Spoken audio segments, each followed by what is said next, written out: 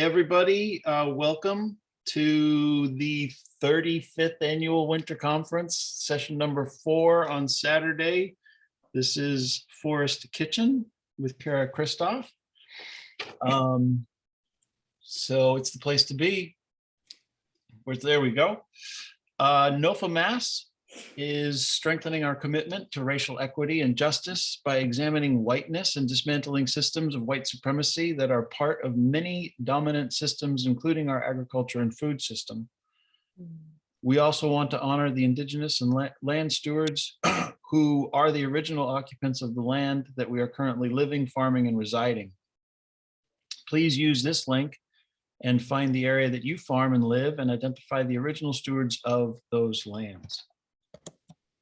Lastly, we want to call on everyone, especially our white allies and co-conspirators, to action on a few items to assist BIPOC-led organizations. Those actions are listed on this slide. Also, there are 2 events taking place for Spanish speakers and for BIPOC members. We all want to thank our sponsors. We've got a number of sponsors who help make this conference possible, and I encourage you to purchase from them. And when you do, let them know you appreciate their support of NOFA Mass.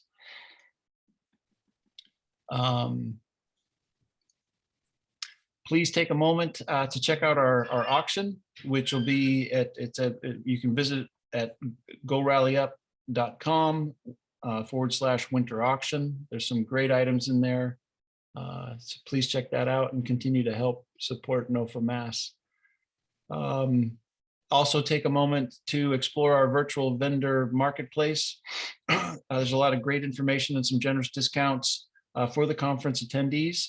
And most importantly, I want to thank the NOFA Mass community. Thank you for being here. Thank you for spending your weekend with us and making it possible for the education and advocacy work that we do. So with that, I'm going to stop sharing my screen. Come on now.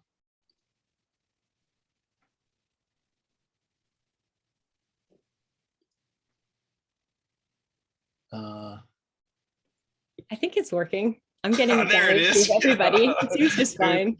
It jumped out, and I'm going to introduce Kyra Kristof.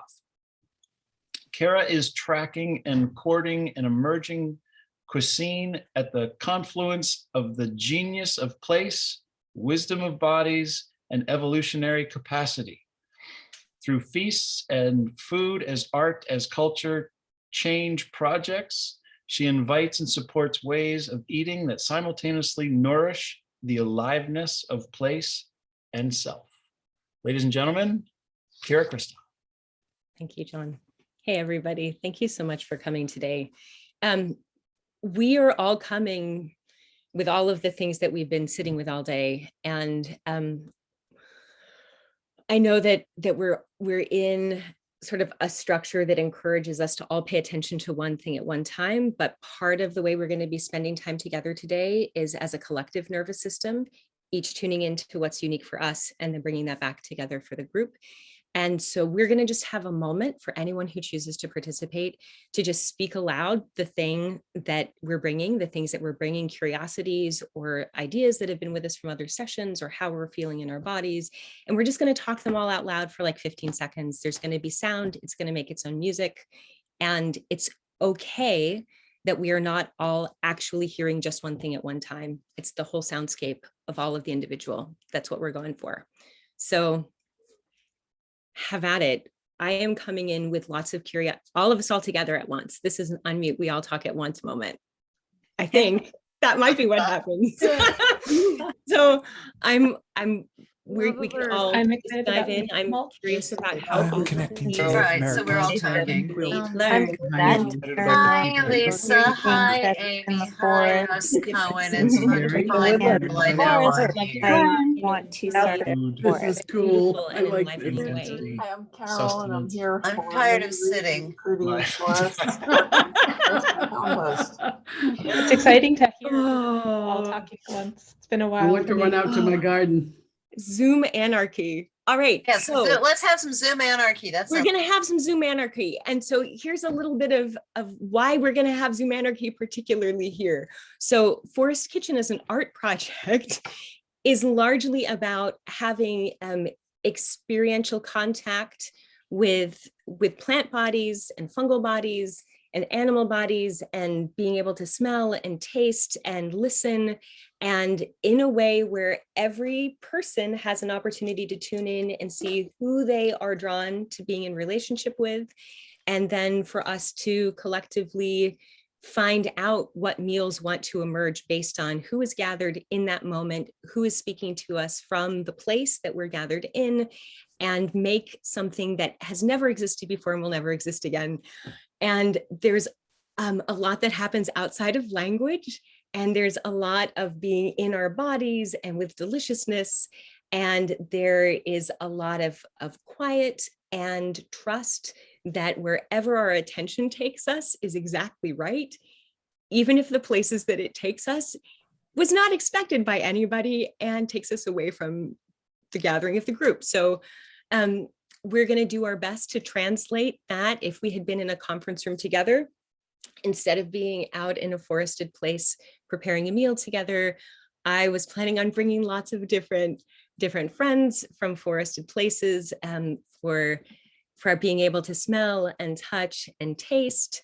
And instead we're over Zoom, and trying to reduce this to a presentation just doesn't at all feel right. So we're going to have conversation, we're going to have individual reflection, and we are still going to have some deliciousness. Although I have no idea what deliciousness each of you is going to have, because you are going to collect your own deliciousness. But we're going to start first just by finding our bodies and finding ourselves and finding our breath. And so taking in a few deep breaths, noticing where our feet or any other parts of our bodies are making contact with the floor or horizontal surfaces. You're going to notice if any parts of our bodies need to move in any particular ways. Maybe we've been sitting for a long time and maybe we want to turn off our video and dance, or just stand or lie down and be restful. Whatever it is that feels right to you during this session is exactly the thing that you're invited to do. And all right, so here's our first experience together, is that we're going to go gathering. And we're going to start just by tuning into our bodies and imagining what is the most delicious, nourishing thing that you wish you had here right now, to smell or to taste. And just with your imagination, invoke that. Can you smell it? Can you feel it? Is there temperature? Is there a particular like mug or bowl that it comes in? Is there a sound that it makes? Would you eat it with your fingers or with a spoon? Would you just be drinking? Like, what is the experience? And then go ahead and allow yourself to have that experience for a moment and notice how it feels in your body, to take whatever that is into your body. Can you feel it? Okay, so let that feeling be in all of your cells and hold that feeling, and go to a place, maybe a kitchen or a pantry, where you might find something to smell or eat. And you're not necessarily looking for that thing, but you're looking for things that resonate with that feeling in your body. Maybe you feel alive, maybe you feel rested, maybe you feel excited. Go, go, go. Go and come back with tasty things and something to mark, make with and on. So pencil, paper, pen, paper, and something to smell and nibble on. Go adventuring. And while you're adventuring, anyone who's here is welcome to offer anything into conversation that they would like.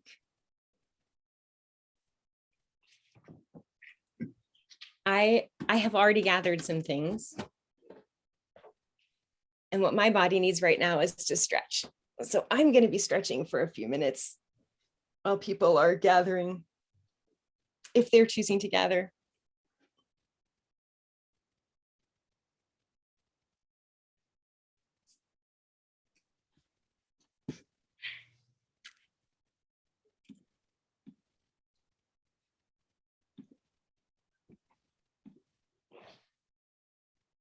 All right. I can see some people have gone off foraging in their home spaces or workspaces or wherever places that they're in. And maybe some people are happy in front of the cameras. And yeah, nourishment, things to smell and nibble.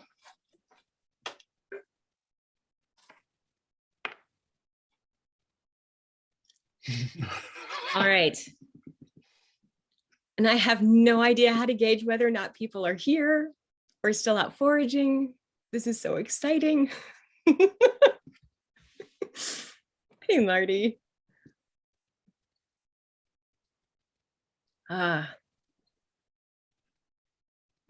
Great.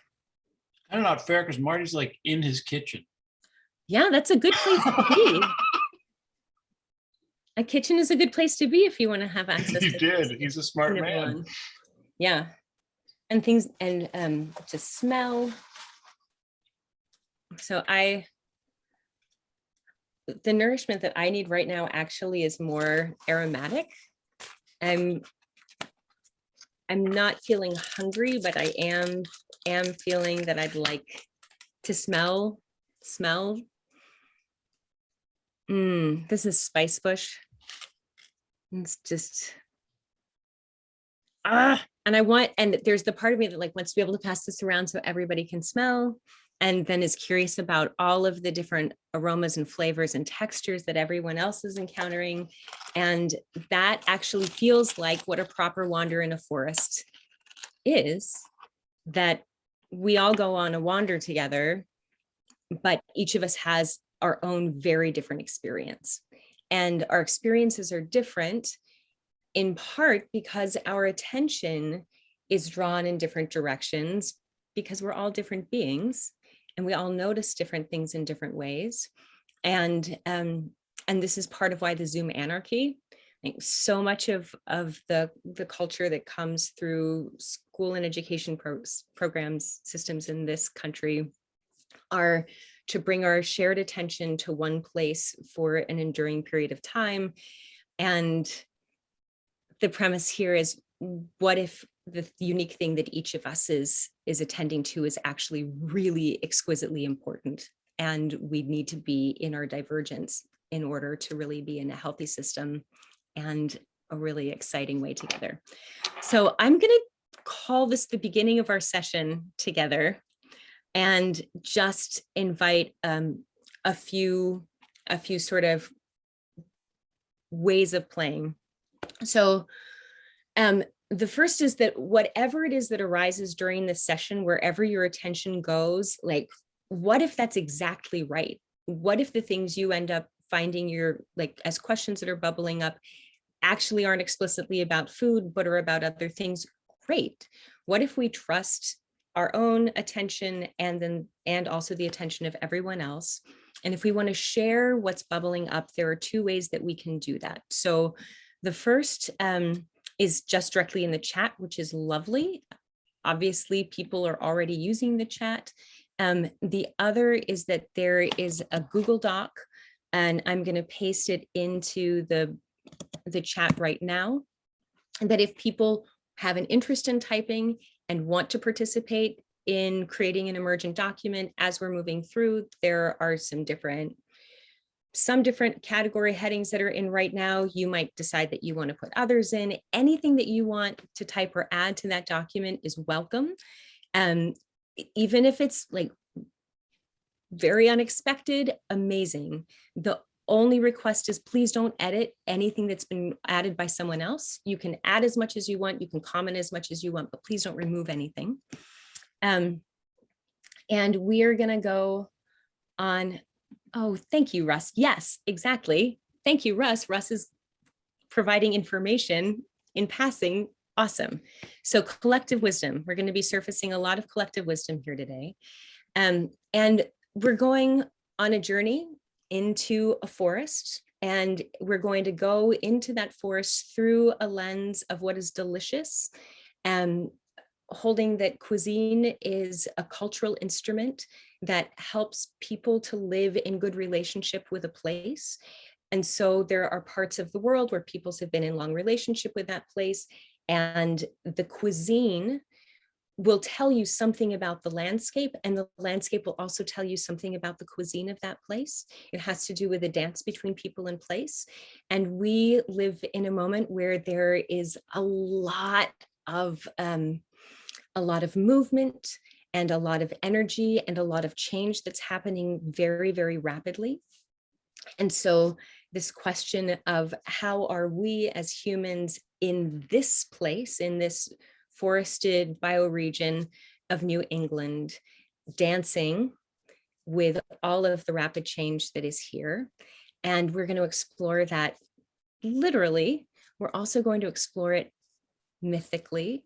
The journey to the dark heart of the forest in myth and fairy tales from cultures all around the world is often the place that is forbidden or is scary. There are unknown beings who dwell in those dark places. It takes preparation and courage to go on those journeys. It's possible that you might get lost. It's possible that you might not come out again.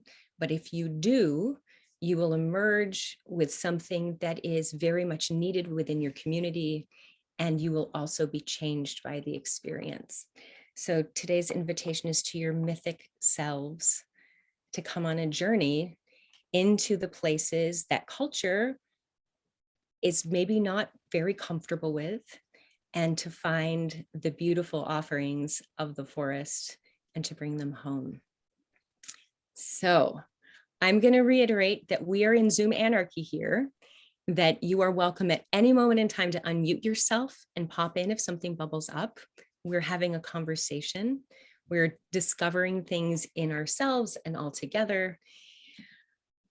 And I'm so excited to see what happens. This is an improvisation, who knows? And I have a dear friend, Jenny Katz, who asks a question about improvisation. She says, what if our mistakes are more brilliant than anything we could have planned? So don't know what's going to happen. There's some stumbles. I can't wait to see what they reveal. We're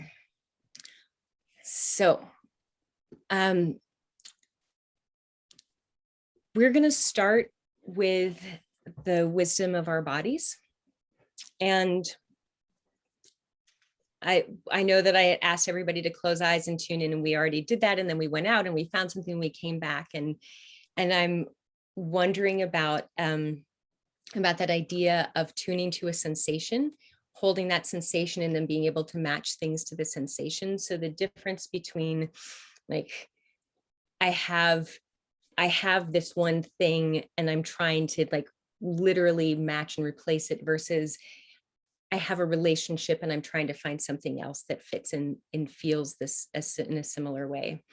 So we're going to go first to our bodies and ground back down in, just for a fast connection down, feeling our feet on the floor, breath that extends down through our feet, out and down into this place that we are resting, feeling our breath come up through our legs and into filling our bodies, feeling our bellies soften a little bit. We don't have to hold our bellies so tightly against our spines, but they can be restful. Our bellies can be soft. Feeling the breath fill our lungs, feeling our bodies adjust as we fill our bodies with breath. And in this restful place, picturing a place that you love. And it may be a forested place. It may be that even though this is called Forested Kitchen, the place that comes to your attention is not a forested place, and that's fine too. But a place that you have relationship with, that you love. And feeling how you feel in your body when you are in close proximity to that place. Noticing the way that that place smells. Sounds that you might be hearing. temperature? Is the wind singing anything? Do you feel that on your skin? What about the song that's coming in through with sunshine? So allowing yourself to be filled up by that sensation. And then noticing where your attention goes. Who in this landscape is calling out to you? And this may be a longtime friend. Hemlocks and oaks often call to me when I enter woodland places. This may be someone who surprises you when they call to your attention, but just noticing who in this landscape is calling to you. And maybe they're just one or two. Maybe you're hearing a flood, a flood of hello, hello, hello, pay attention to me. Hi, let's visit. Maybe a lot of friends are calling up. All right. So for anyone who is following along in our shared Google document, this would be our bodies tuning in to the question of who is here. And I would love if people are willing and interested in unmuting and just speaking out who is here, who's calling in and coming into your awareness. If you want to add them straight into the document, if you want to type, or if you want to unmute and just start popcorning, who's here, who's coming in through our attention and declaring themselves in our forest.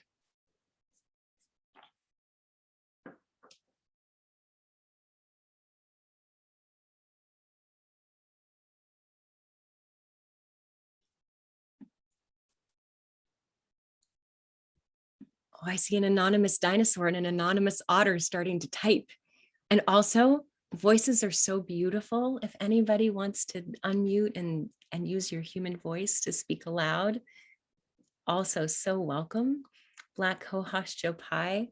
I'm going to put in Spice Bush, who's already said hello, and I mentioned oaks and hemlocks.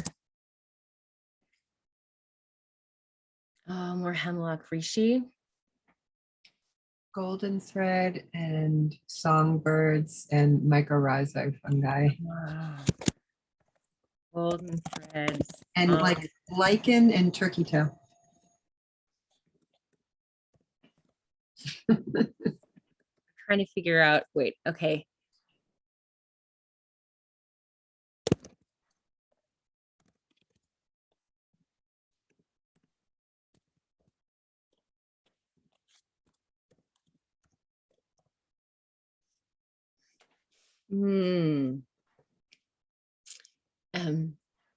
As we're building this, I'm going to share a story that I love. This is a science piece on NPR years ago about a group of scientists who were asking the question of, okay, well, we know that plants respond to sound, but what kind of sound is going to be most beneficial for their growth? And so they started using like algorithms and testing and blah, blah, blah, to figure out what sounds were optimal for increasing growth among the plants that they had in their greenhouse. And they were at this for years. They were testing and modulating and really close in it and just like in the soundscape, but so deeply in it they couldn't hear it. And several years into the project, one of the researchers had a friend who came to visit who walked into the space and looked around and said, "Are there birds in here?" That they had reverse engineered birdsong as the optimal soundscape for encouraging the growth of the plants that they had in their greenhouse. So thank you for the invocation of the birdsong. Oh, a recently buried kitty. Friends whose bodies go back and become the nourishment, become the soil for the next generation. That's such an important part of the cycles. And that's also one of the cultural taboos. If we're going to stand at the edge of the forest and gather ourselves to like go into the dark heart of the forest, we're going to need to become comfortable with death.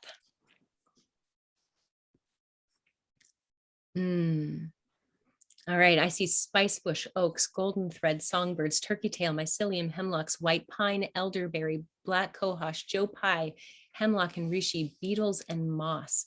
a recently buried kitty, river otter, birds, wild blueberries, witch's butter, wood ear, witch hazel, fern. So this list can continue to grow and grow and grow and grow.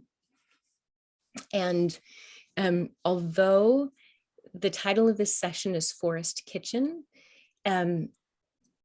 kitchen anarchy, I grew up with an understanding that like there were plants that were food, and there were a limited number of plants who were food, and then there are a lot of other plants in the world, and they were not necessarily food. And there is an objectification in the relationship that I experienced growing up culturally with plants whose bodies become my body, that as an adult feels differently for me. I feel more like I'm in a conversation, and that conversation includes that bodies become my body and my body becomes other bodies, and that's an ongoing cycle. And in that, I start with the question of who is here, and then with the curiosity of, are you calling to me? So part of the question of like, if you're calling to me, are we going to dance? Are we going to be in relationship? Which is a little different from, these are the, here are the edibles. Like, and yes, it's very helpful to have traditions, wisdom traditions, who can offer wisdom that say, these are plant bodies or fungal bodies who can be nourishing for human bodies, or who can be medicine for human bodies. It's somewhat different to be in that moment of, is this for me right now? So the sensation when you got up at the beginning and you went out and you found what was deliciously nourishing for you right now, that deliciously nourishing for me right now is different from tomorrow or in a week. And it's different from you, Abby, or for you, Helen, that we all have different ways. So we're building this list right now that includes a list of who we notice in our landscapes. And then the question of, what gifts are you offering? So from spice bush or oaks or golden thread or the songbirds or the turkey tail, is there nourishment or medicine here for me? And that might be different for each of us, that there might be several people here who might gravitate to spice bush, or some who might not. Some people, like when I first started a relationship with spice bush, I began in relationship with dead branches from around the base of the plants, and was able to work with these in pretty intense flavor, and it felt great in my body. But then when I met the berries and I started working with the berries, they made me absolutely nauseous, and they were not medicine for me. It took like 2 years before they were actually like something that my body wanted to invite in. So we're in a kitchen, but we're in a kitchen that holds loosely sort of the places that we currently have separation between food and medicine. It's just a question of who, in what quantity, with what transformations, and at what timing, and that's very individual. So I'm going to just double check that anybody who's joined us more recently has a link to, oh, great, thank you. Yeah, there's a shared Google document that we're populating as we go. And also, there's an invitation to just pop in and have conversation at any time. Like I'm already doing so much more talking than would be my usual. So I invite dialogue and conversation in. So noticing like that softness of who is here, and also a related question of what's in motion. So if you have been with a place for a while, maybe you've seen changes. Maybe you've seen some beings who are leaving and some new ones who are arriving. maybe there are, even if you're new to a place, there are certain signs that signal to you that things are in motion. But that's another part of what we're listening for in the genius of place. Did somebody unmute? Is somebody else going to say something?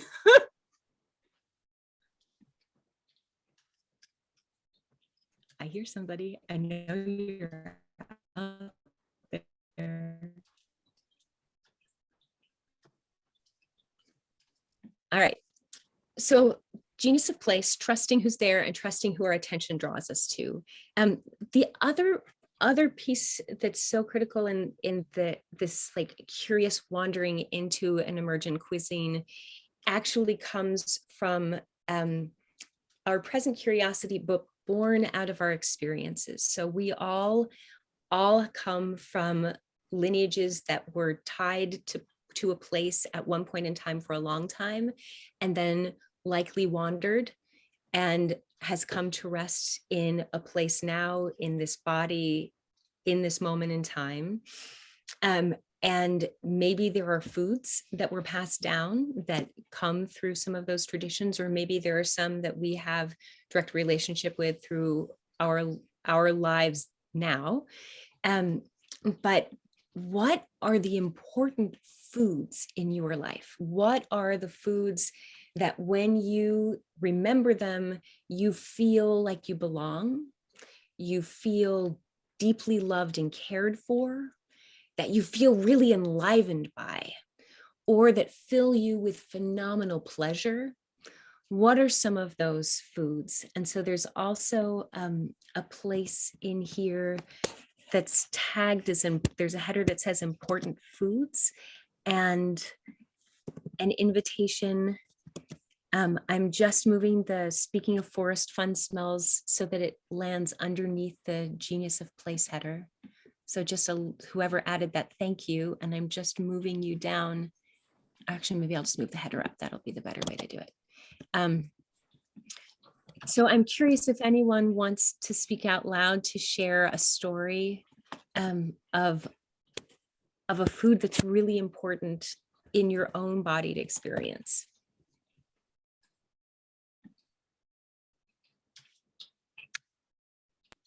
I'll talk out loud because when you first said that, potato pancakes came up for me.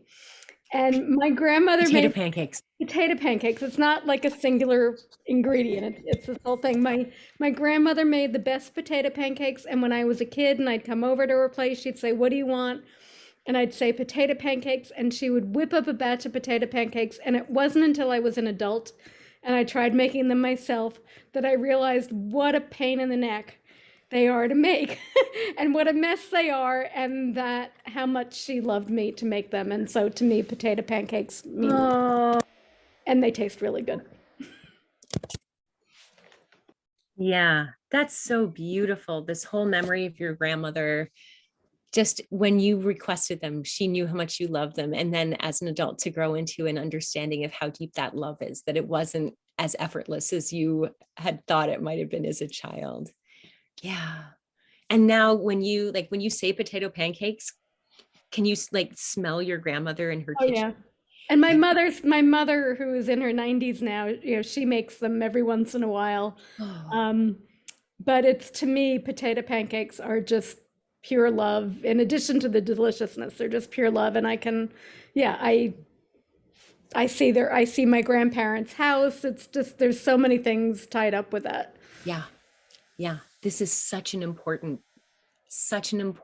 piece in all of this. So I don't know how many of you were in this morning's conversation about regenerative agriculture, but there was a question that arose about like, how do we convince the people who believe in like the technology and GMO? And Abby Fairlow, who's here and from Foxtrot Farm, said, we just invite them over for dinner. And there's something about remembering how powerful those memories are, those food memories, being with people who love us, the smells, the sounds, the flavors, the textures, that that they're deeply important to us. And we talk, I mean, there are more conversations now about generational trauma and how our bodies now are informed by things that were alive and present in the bodies of ancestors before us.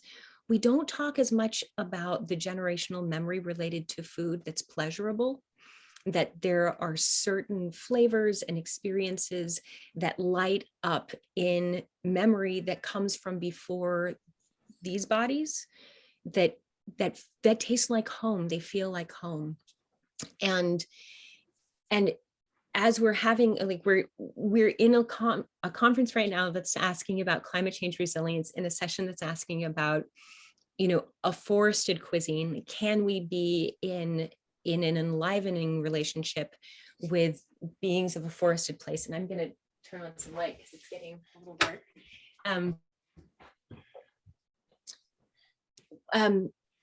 Where is the confluence of what lives in our bodied memory as delicious and belonging and loving and caring and pleasure with who we notice in the landscapes that we inhabit?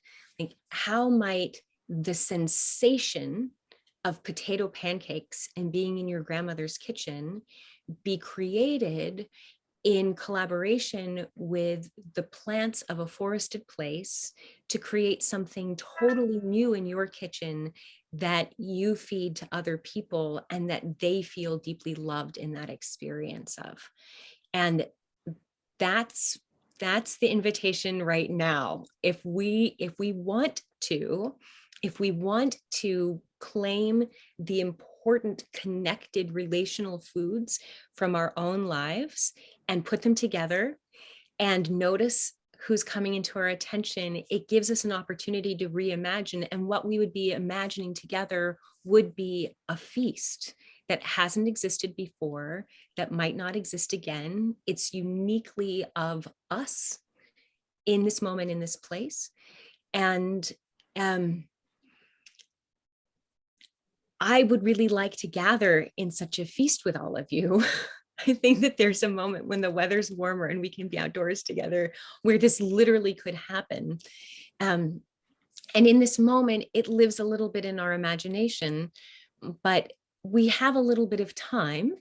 And so I invite a little more of this remembering, you know, who else has a really important food and food memory that just speaks deeply to belonging and love and caring and connection and joy and pleasure and delight.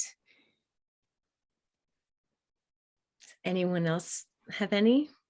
Yeah, please jump in. So I'm going to kind of dovetail on the Laka conversation here, just because, and it's my cultural heritage. Yeah. You know, there's this kind of macabre joke, sarcastic comment in amongst Jews. It's like, you know, the basis of every Jewish holiday is they tried to kill us, we survived, now let's eat. And it's like, it's just like kind of how it is. There's like even Yom Kippur, the holiday where we fast, there's a festive meal before and there's something called the break fast after. You know what I mean? And I think many cultures have deep connections with food around the holidays. The funny thing in my family, though, is like I grew up in the 70s where my mom actually, who was an amazing chef and baker, she actually made the potato pancakes out of the box. And I actually brought it back to, you know, like old school so that I now make it all the time. And for those of you who want a shortcut for potato pancakes, boil potatoes, mash them up, put your matzah meal or your almond flour or whatever in, and then you can make them that way. It's a lot less work than the shredding method. It is also delicious, and you can add, you know, kale, parsley, whatever. So just a little recipe there, because, you know, if you're doing them 8 nights in a row, you know, 2 or 3 nights, yes, you want to hand grate or machine grate, but the mashed potato method is really quite nice. And thank you also, Ellen. What you just demonstrated was recipe as pattern. so that we don't need exact quantities. We just like, boil and mash the potatoes, mix in your mozzarella almond flour, it's just we start to talk about sort of the structure of how we're transforming and bringing together different plant bodies, and that makes it really easy to start to say, what might a forest inspired version of that be? What if that tradition had grown up in this landscape? And If we, interesting about potatoes is that so many of our cultures have a really deep connection to them. Yeah. Not expensive, Ireland, so many of the countries, and yet like it's all from this, the South Americas. I mean, like potatoes didn't exist in Europe like 500 years ago, right? yeah. And this is part of the capacity to evolve, is what happens when there's traveling. Is there a welcome? How did the potato get welcomed in to different places, different landscapes, and different cuisines in such different ways, because they were welcomed home and integrated and became part of the evolution of those food cultures.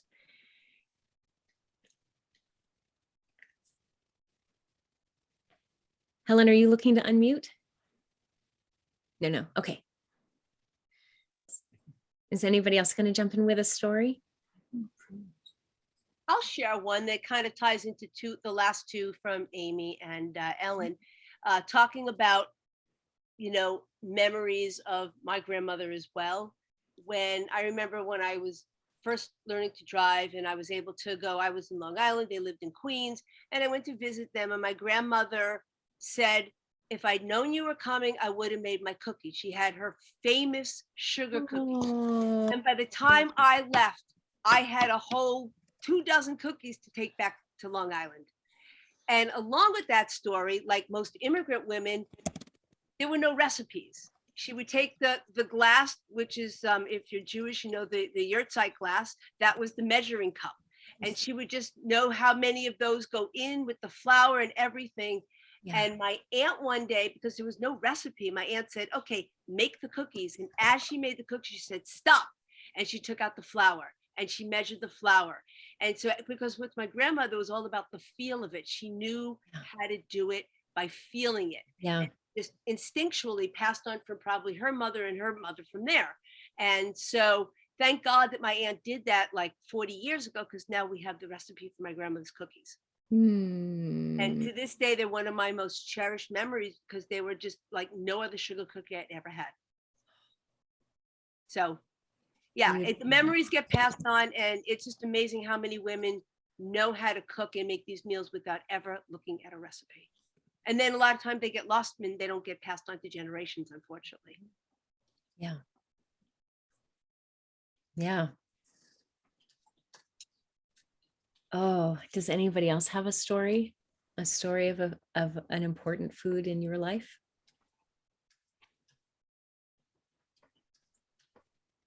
I'll talk about bread, and I always feel like the person who's like, have you guys heard of water? Because I like very early on in my adolescence, like found that particular intersection of diet culture and health food culture, and didn't eat wheat for like 10 or 15 years of my life, basically. And when I did, I started eating like really dense sourdoughs. And I grew up not really liking butter, but then I started eating like really, really good local butter. And I was like, holy crap, like, does everybody know about bread? Like, had this moment in my body where I was just like, this is what that expression means when people say like my bread and butter. Like I had this like felt knowing of just like the deep nourishment that could literally sustain you for like weeks on end of bread and butter. So even though it's not a forced food, and we like definitely don't think of bread as like a health food these days, I have this like, you give me a sprouted rye loaf from Rise Above Bakery in Greenfield and I could cry. It's so good. Thank you, Abby. All right, anyone else? Or is this our menu?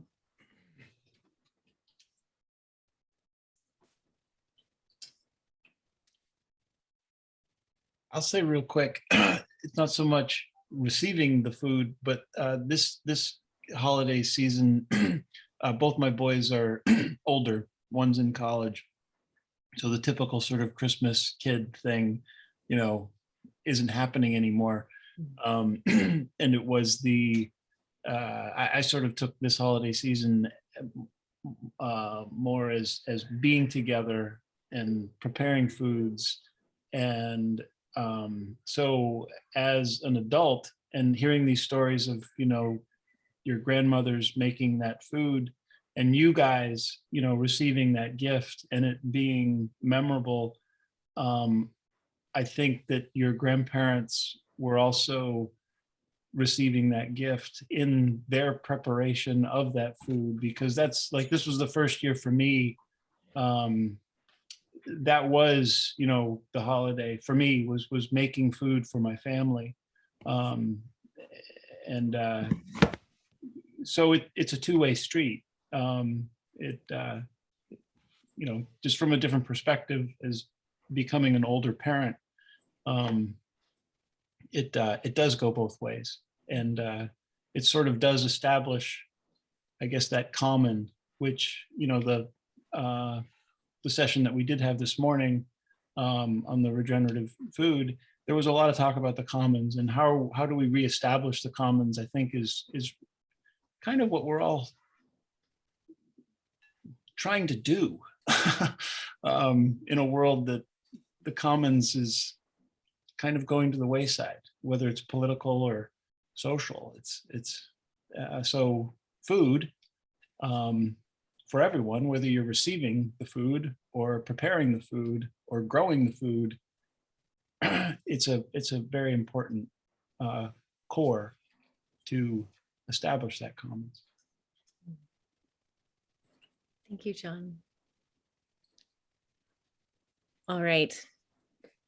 So we have a few important foods that have bubbled up. We have the potato pancakes and the sugar cookies and bread and butter. And there's this question of reimagination and play, play. We're in a place where we could have farmers markets that have a lot of relationship with forests evident in them. And if we did, and we were to travel to one of those places, or if we directly had relationship with forests that we were in loving relationship with, who are some of the plant bodies? What are some of the flavors that we might bring home? And what are some of our favorite recipes that we might try to reimagine with forested plant bodies? What might potato pancakes be like? And so there's this cross-pollination that happens. There's, the movement from one direction that says, here are plants who I know in my body who are familiar, who I really want to have in the landscape. I bring them with me, and wherever I live, I try to see if they would also be welcome here. And that's how a lot of our agriculture looks right now, with a lot of plants who appreciate a lot of sunlight, being grown outdoors in annual planting cycles. And then there's this other inquiry, which is the open and curious inquiry into who's here and what might happen if the bodies who are here, if my body was more made up of the bodies who are living here already. So I'm curious if anybody has any thoughts about okay, forested place, what if not potatoes? I mean, it could be potatoes. What if we started with potato pancakes and what we kept the potatoes, but we introduced an oil for cooking them, or some seasonings, or some what else might happen even if we kept the potato around the potato pancake? And if we look through the list of who's here that we've noticed, what are some of those opportunities that we see? So there are a number of possibilities, even just right here. So the place that my attention goes almost immediately is maybe, I don't know, Amy, how do you typically cook your potato pancakes? Can you give us a? Sure. So grate up the potato with Mhm. onion and carrot, Uh-huh. an egg or two, a little bit of flour, Mm-hmm. and then fry it in oil. And you could, I mean, sunflower oil would certainly work for frying. We could grow sunflowers. Allium. Okay. So grate potato, onion, carrot, egg, and then fry. Yeah, fry. Okay. So Wait, this is Fern. Can I just add one little trick? yeah. You have to squeeze the potatoes and get all of the water out, save and then let it sit. The starch will settle to the bottom, pour off the water on top, and then use the starch back in the potatoes so that you don't need to have a binder in there. Oh. I've heard that. I've not done it. Yeah. Yeah, I found that this year. Like, I don't know why it took me like 20 years to discover this, but like this year I'm like, oh my God, that's potato starch, right? Exactly. All right. Somewhere all of our bubbies and grandmothers are like laughing up in the Oh my God. celestials, like, seriously? All right, so we're going to travel down to the who is here list. And if you want to expand this list as we're going, we can do that, because this is also part of the weaving. Like when we go out and we have make introductions and make friends in our forest places, and then we start to bring those bodies back into our kitchens, a dialogue starts to emerge. Like who might you be inviting in? So if you have eggs, who are the birds who make sense to have living? I mean, if we're in an agroforestry setting, or if we're in a wild tending setting, starting to ask the questions of like chickens in the forest. Who else might be here? If we're gonna fry in an oil, what fat might we be bringing out of a forested place? So I'm curious. I have my go-tos for eggs and oils, but I'm curious if anybody else has any experience or intuitions regarding eggs and oils who might make sense in a forest.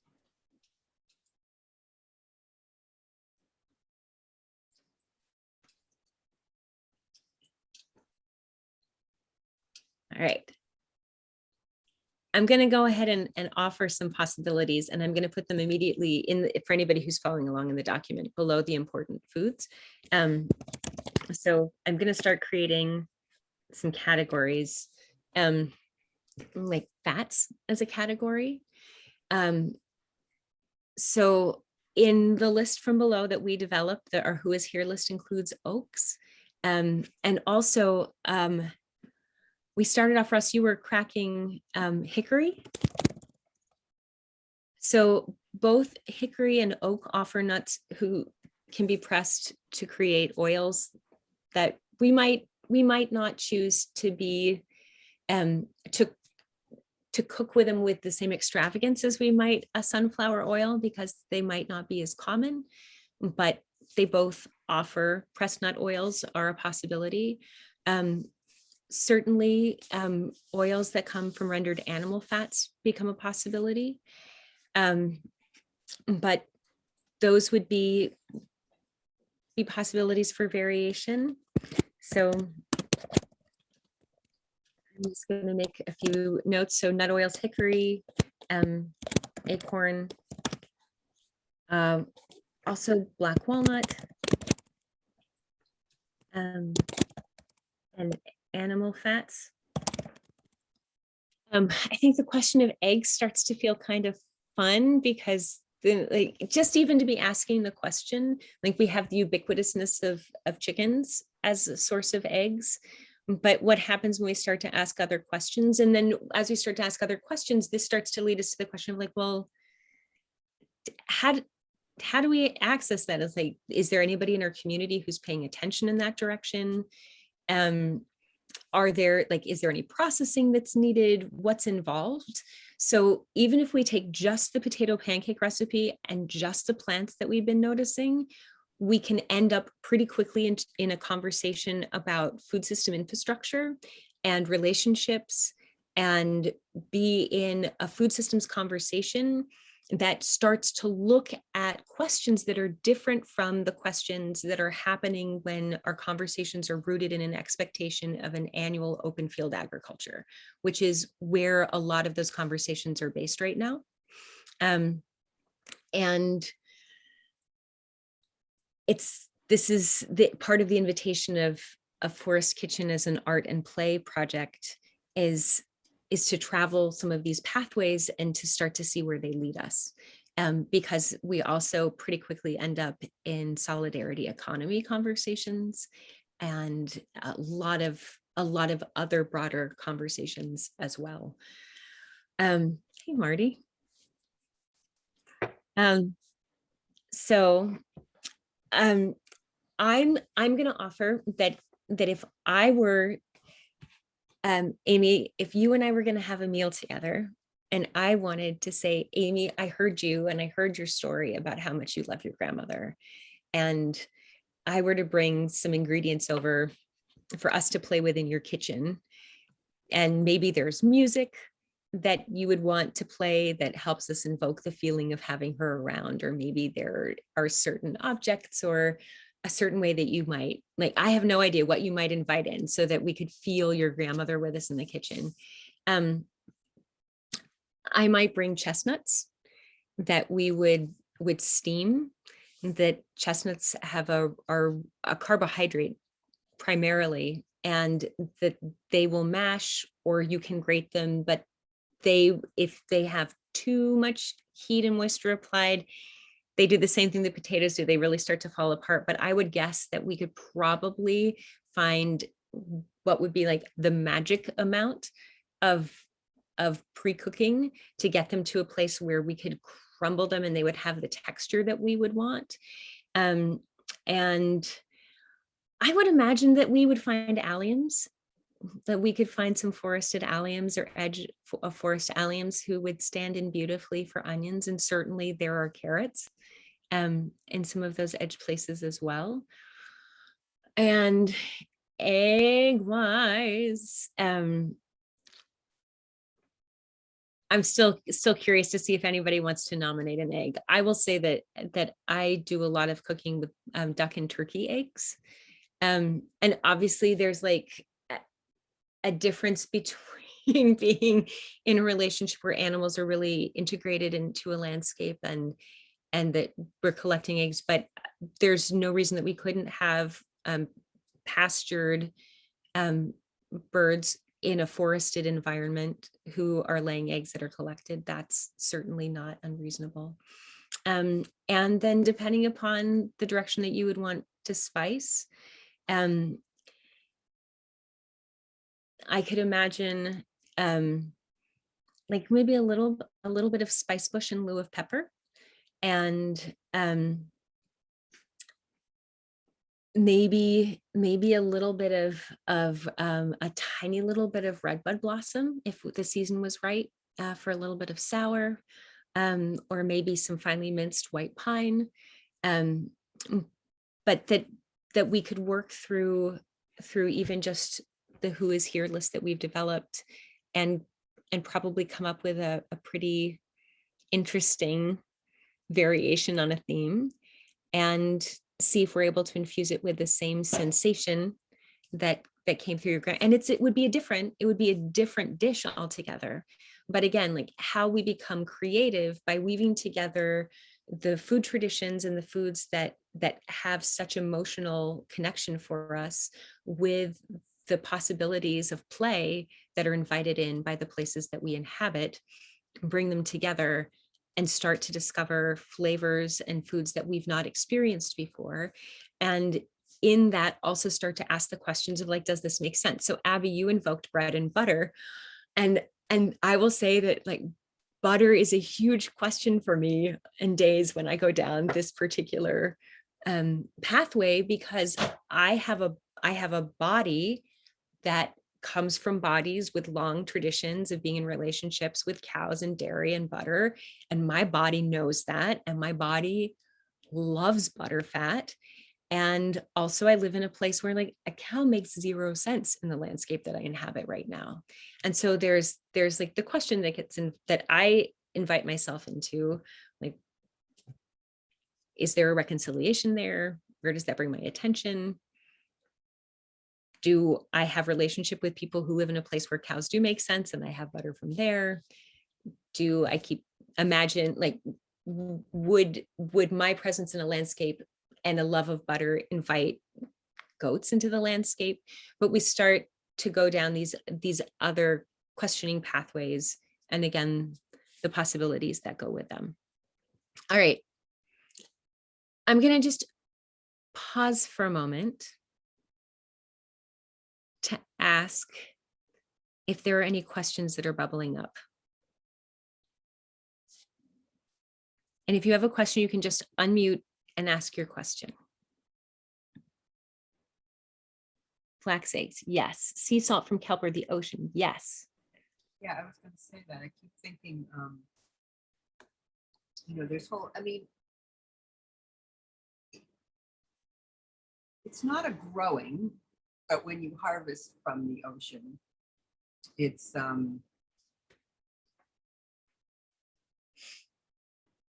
almost like to think forest harvesting as being like more on a walking journey.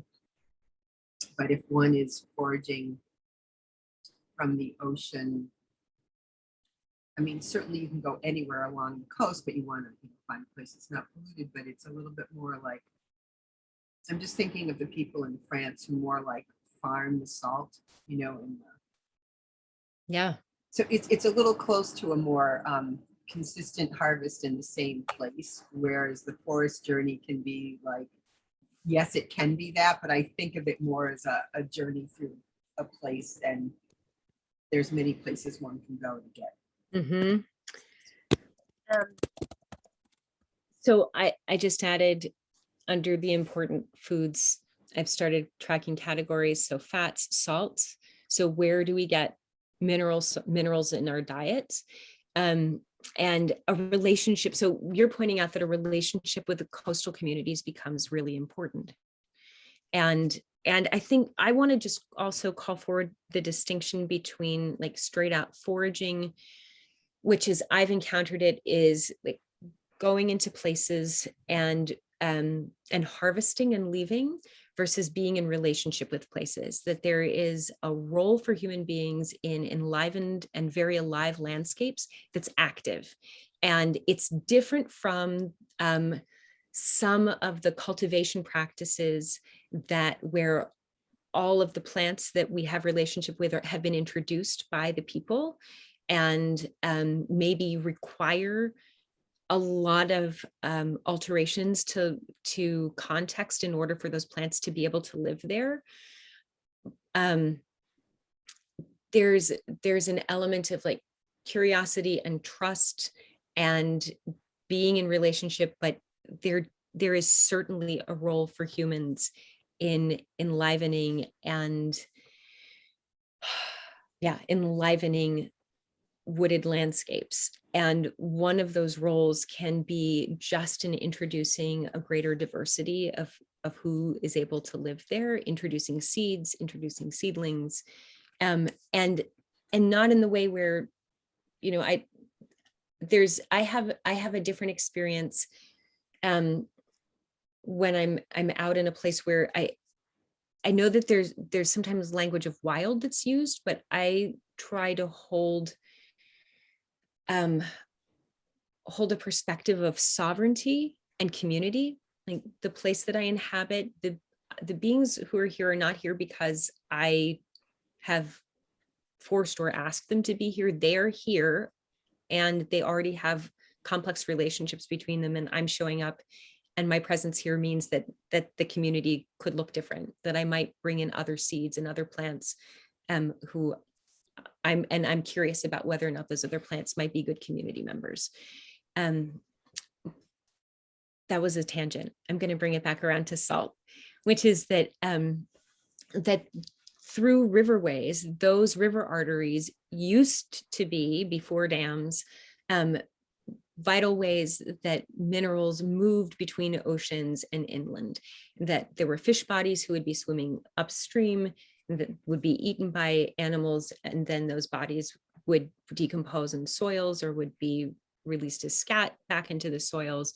But we used to have a lot more cycling between of minerals between oceans and forested inland places that we just don't have right now.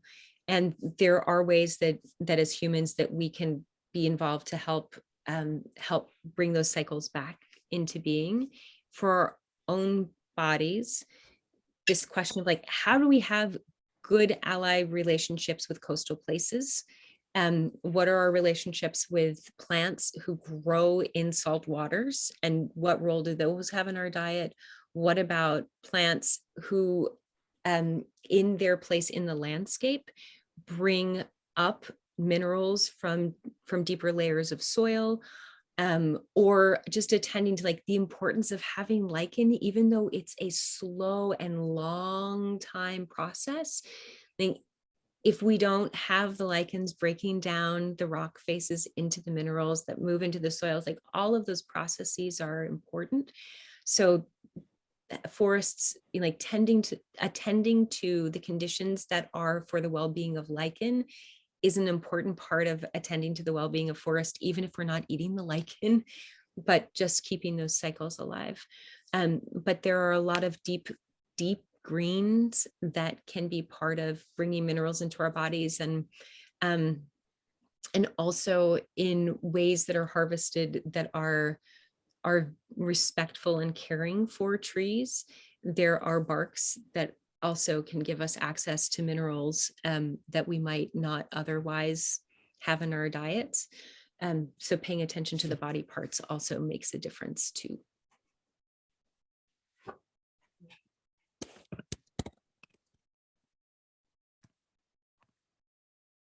Other thoughts, questions, considerings that are bubbling up? If you were using like let's say I like to put parsley in the potato pancakes, what would be a good forest alternative for parsley?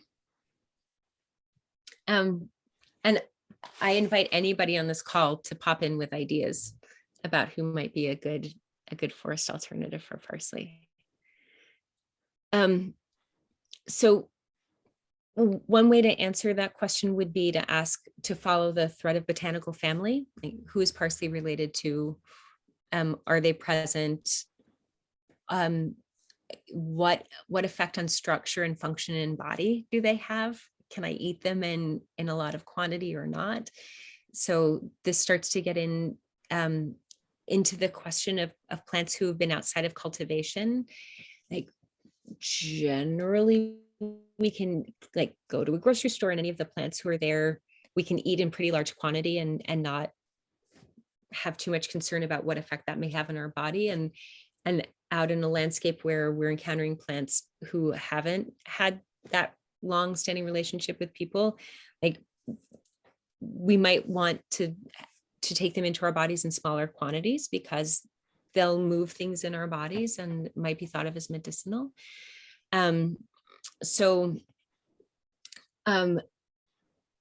Parsley,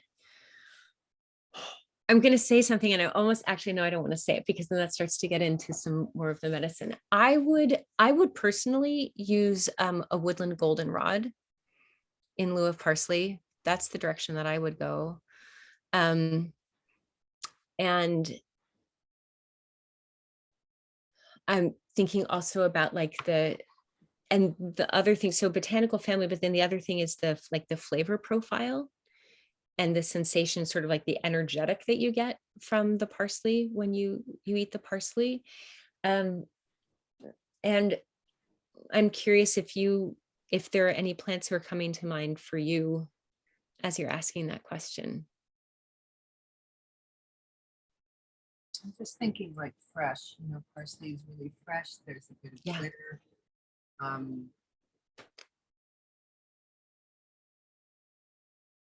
you know, the only thing that jumped into my mind was like dandelion, but I like the idea of the goldenrod. So obviously you're going to use the greens. You could use some greens or even the buds, the flowers, if you're into the fall. So it depends on the time of year that you're working with the plants. But I was actually imagining the flowers, the buds or the blossom flowers. There also are some tree leaves who finely minced might also be might be interesting in there as parsley substitute. And then this becomes like this substitution game becomes the play that starts to backwards map out your pantry. Who's in your pantry? You know, what are the flavors and the layers of flavor that we start to have on hand? And then who do we turn to when we go out and feel like, in the same way that you'd go to your herb garden and pick a little parsley, that you might go out and on a walk, you know, just a few blossoms or a leaf or two that start to find their way into your kitchen.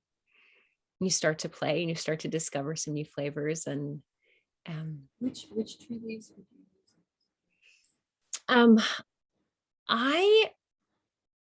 So I'm thinking about the pungency in the parsley. This would be a slightly different direction, but I could imagine a little bit of birch actually being really interesting. Okay, so if you're making that face, then try some beech. No. I'm making it like a happy because I love birch. Is like my favorite tree, and it's my go-to. I love it. The tea for lungs and yeah. And I actually use birch tincture too, so I'm a big. So there's part of what becomes fun in these, like when we start to break the foods that already have significance to us down and into sort of these patterns of recipe, instead of being something that we like have to find precise matches for, we can start to play and like, maybe you make potato pancakes 3 times this year, and one of the times is traditional and 2 other times you just try something new and different and see how it tastes and how it feels in your body. And we don't have a lot of time left, so I want to make sure that we get to any other questions, but there's something that I want to be specific about calling out, which is somatic experience and sensation. That John, you started off by talking about, you know, the decolonizing work that NOFA is engaging in, and there is a thread that runs culturally through, that is the quieting of our attention to our sensing, that our human bodies are exquisitely attuned to notice the living world around us, and to really be able to take in a lot more fullness than we have conscious awareness that we're taking in, and to be able to sense health or dis-ease within a landscape and within ourselves, to know who we're drawn to as medicine or nourishment for our bodies. And it's just not something that we practice. And because it's not familiar and not something that we're practicing, it might be something that sounds unfamiliar or feels unfamiliar.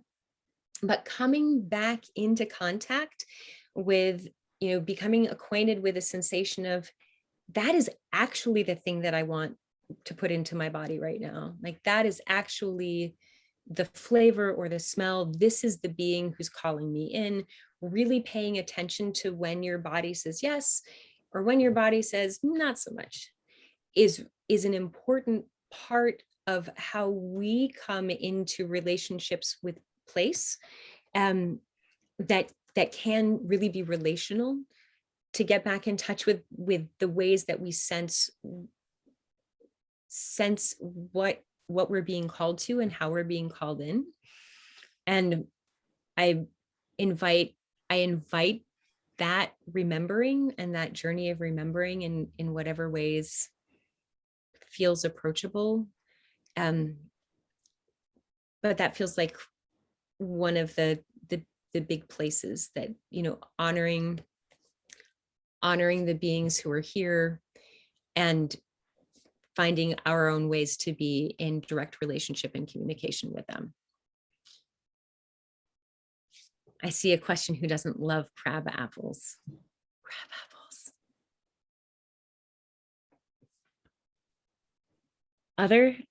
Other thoughts, questions, curiosities, deliciousnesses?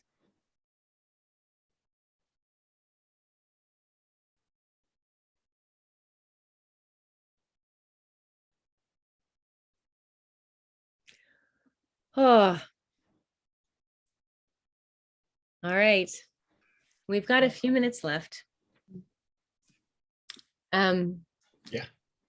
Yeah, I would like to make an offer. Also to first just say thank you to everyone for being here. I know it's been a long day to be on Zoom calls, and I appreciate your presence here at the end of a long day to talk about, instead of tasting, forest flavors. What I'd like to invite is that if you would like to leave a way for me to be in contact with you,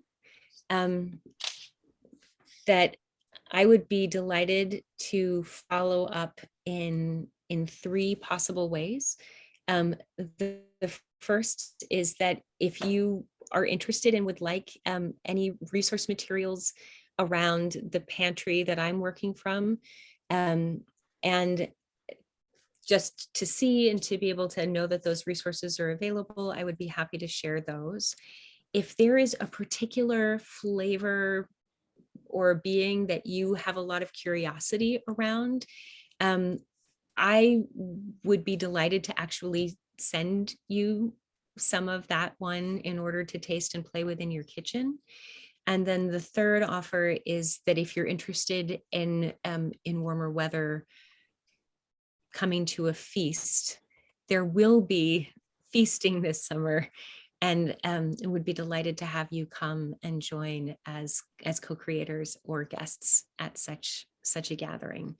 So I am going to put my contact information in the chat right now, and you can feel free to get in touch with me in whatever way makes sense to you.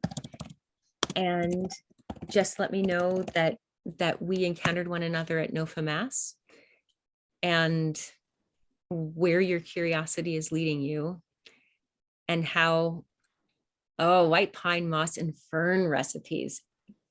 Yes. Okay. Yeah, so maybe this is a moment to just ask that question. Are there particular, like, when you imagine coming to a Forest Kitchen Zoom version of a tasting talk, are there, so maybe I'm going to start with white pine. So white pine, just significance for lungs and deep breath.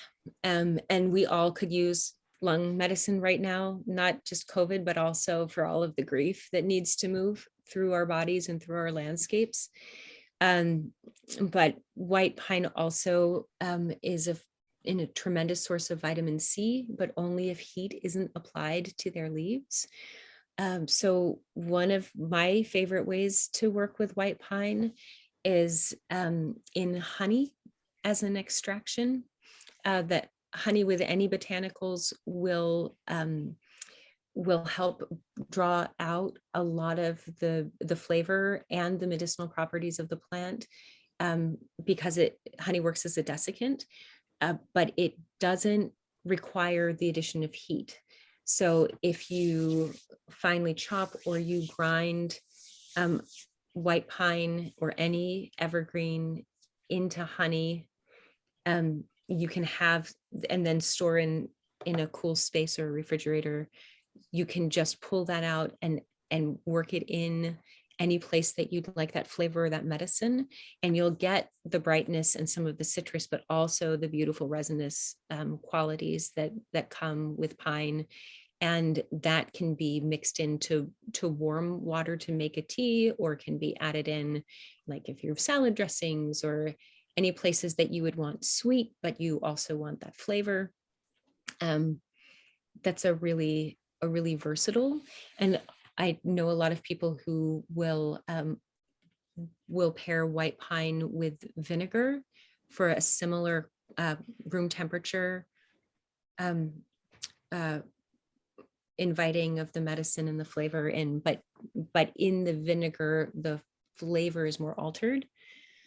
And I've ground white pine in with salt as well.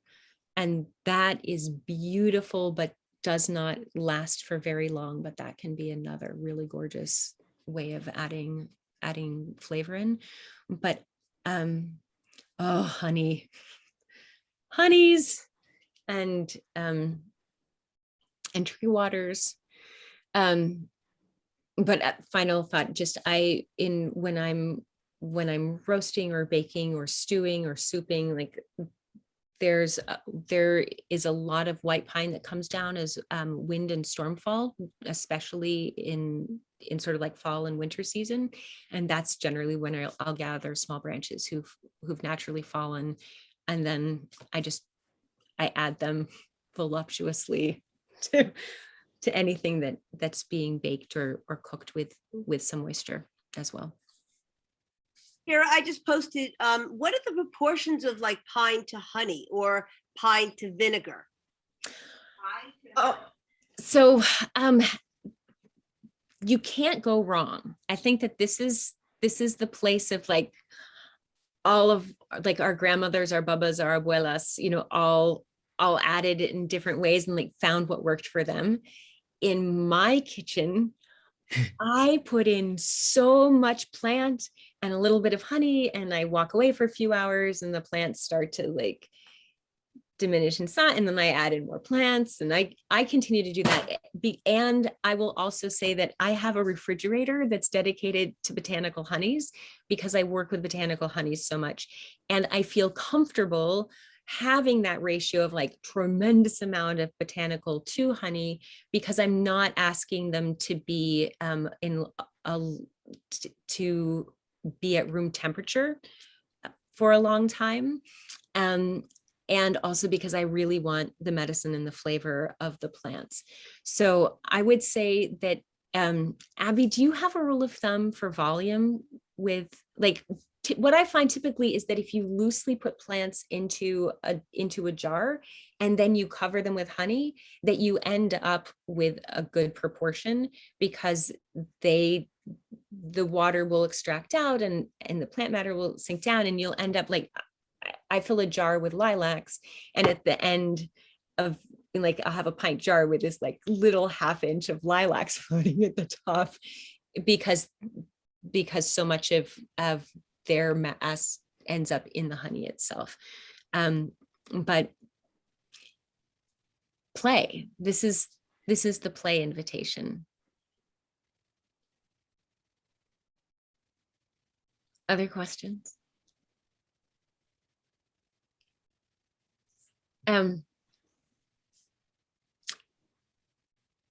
I guess the other thing that, well, we're 5 minutes. Any other questions? Any other questions? Kyra, maybe you would want to talk about how the honeys can ferment. Oh yeah, thank you. Yeah, the honeys will ferment. And fermentation is a sign of a live biological process. So that is a good sign. And that inclination to fermentation can actually be used to inoculate other foods that you want to invite tiny wild aliveness into. One of the ways that I really like to work with botanicals and honeys and flavor is just with water. So if that had lichen. Ooh, that's exciting. If you have botanicals in honey and you let them sit out, they will start to ferment. And you can add water and have a natural soda very, very quickly in that way as well. Or Abby, back to butter. I allow botanical honeys to ferment for a couple of days until the flavor is just like really alive.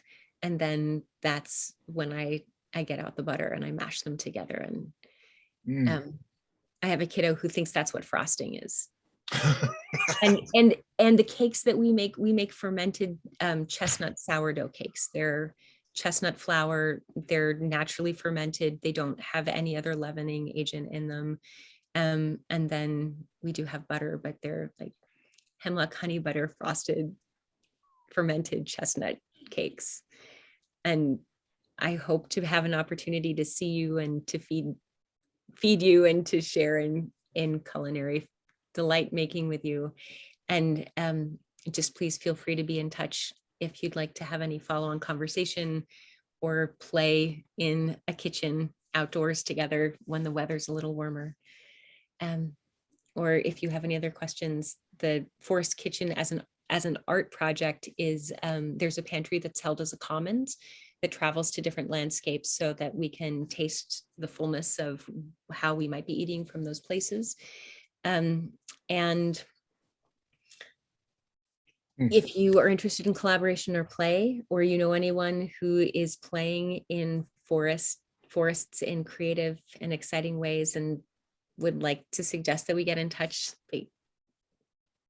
please know that we're here to play. We're here to play. All right. Well, thank you, Kyra. You've done a lot of talking today. I hope you feel okay. I have to say that this was a great way to end the day. Yeah. Really, Oh, good. not having to just sit the whole time. I literally just made pizza dough while we were doing this. Thank you, Fern. I so appreciate that. Yeah. And can I tell you one other really crazy thing? Just as this workshop was starting, my partner Bert was upstairs and I heard her shout and I ran up there. There's a bat up there.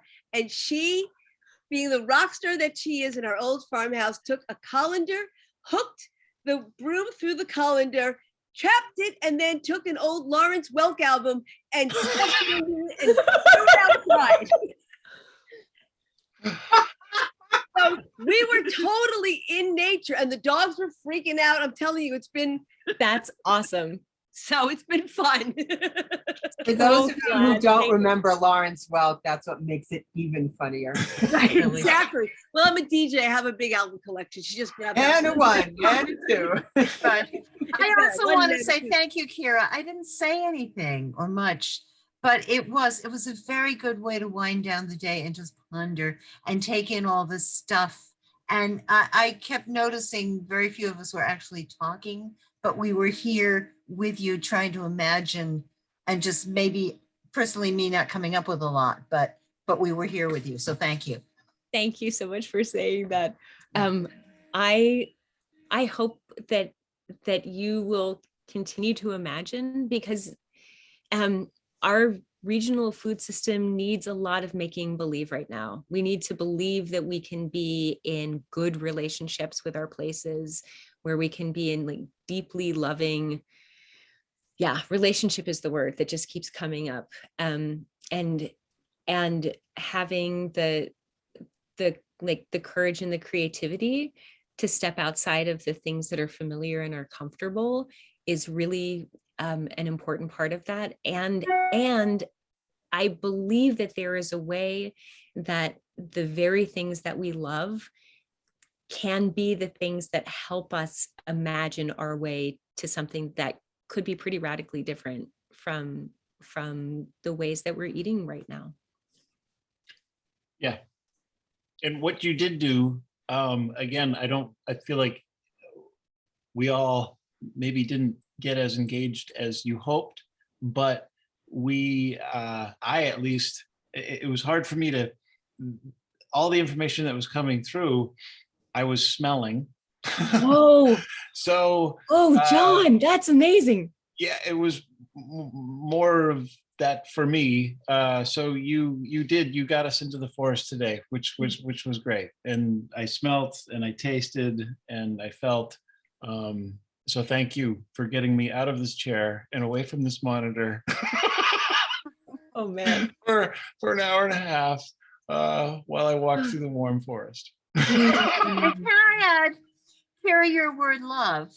Yeah. John, your sentence about how do we recreate the commons? And I just got this incredible hit of the only way we are going to recreate the commons is through love, because so much political action we want taking because of anger at some other force, or God help us, hatred at some other being, rather than finding the love that can motivate us to make the changes we need to make. And you just said it, and bless you. Thank you. Thank you for hearing it. Can I Yeah. just mention, I don't know if y'all have a great vision of the moon getting almost to full, but just to take a moment out to notice that commonality. This is not the moon, this is a light, but my moon, you know, the moon is right up there for me. And so Yeah. I think that and that cycle, you know, when Chief Daryl and Andre were talking about the cycles that the indigenous people of these places live with. Yeah. That so much of our modern culture is divorced from. And I just find that, you know, this relationship with forest food brings us back there. Yeah. It's just, and I don't like using right relationships that makes me think of right wing, but you know, it's how things need to be. Good relationships. Yeah. I know we're at time, so if people need to, that's totally fine. But if anyone wants to linger for just a few moments longer, I was in the first two sessions of the day that Andre was in, and it's brought up something for me that I don't usually talk about very explicitly, but is feeling like really alive and really necessary, which is that regardless of how many generations our ancestors have been traveling, there is somewhere in all of our lineages a time when our ancestors lived for a long period of time with a particular body of place and beings of that place, and that we had ways of being in relationship, like a live relationship with those beings. And our culture, like there's so many versions of hiding that have been necessary for so many peoples for so long, but a common thread has been a pressure of erasure of relationship between human beings and other beings, and our capacity to sense into and allow ourselves to even talk about being in relationship with other beings. And I was noticing and appreciating the space and the acceptance of hearing someone whose lineage is of this place speaking about being in relationship in a way that is outside of what sort of like at least the culture that I was raised in would have acknowledged. And I guess what's bubbling and alive for me is the invitation for all of us to reach down through our own lineages to find that connect, because again, like our bodies have all of this memory in them that is accessible to us. Like if you go hang out with herbalists, there are conversations about plant merging and plant communication and consciousness. Like there's a lot that's outside of normative culture that says actually being human has a lot of capacity beyond what culture has acknowledged, and having the presence and the courage to reconnect with the ways of being that for generations were dangerous ways of being is the invitation to being in relationship with all of the aliveness that we are nested in. And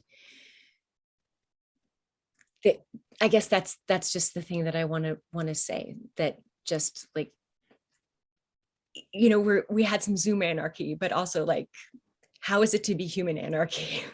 What is it that we know in our bodies that we don't talk about with one another, that if we were having these conversations would radically transform the conversations we're having about how we inhabit our places, how we understand the relationships we have with the beings who are here with us, how we understand our roles in these places, and how those conversations could be very different conversations than the ones that we're having right now, and what might come if we had those conversations instead.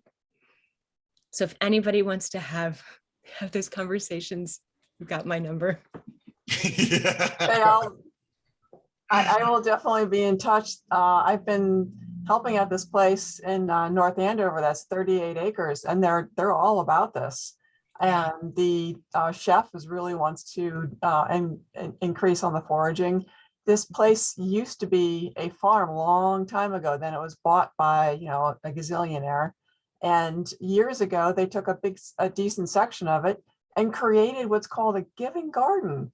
And it's organic food that they give to the local food pantries. So they have me brought in because of all this stuff I've learned from this group and all the studies, for a 50 feet of compost from the extra leaves. They leave plenty of the leaves where they lie, but the ones in like the parking lot or whatever, they get, you know, just so it's just beautiful. So we would love to get some more information from you. Please be in touch. All right. All right. I'm sure that there's some duties that I'm supposed to be doing here, but I think we've all had our fair share today, and everybody knows what to do. Support NOFA, keep it going, and keep smiling, and you know, we can do this. We can do Thanks, this. Kyra. Thank Thank you, you, Kyra, for your It's been a real time. blessing to be part of this day with everyone. It's so wonderful to be here with you. Thank you, and have a beautiful evening. Thank you very much.